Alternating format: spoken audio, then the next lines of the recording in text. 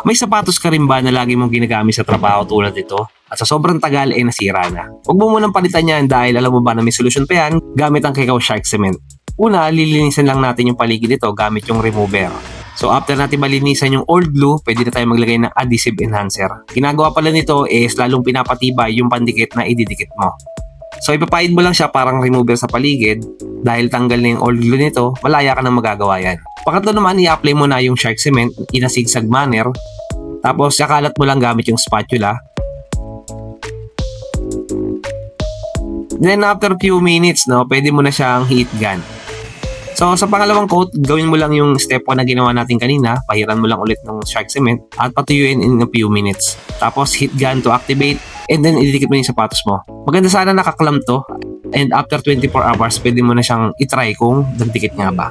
Kung may tanong ka pa tungkol sapatos, comment down below. Kikaw!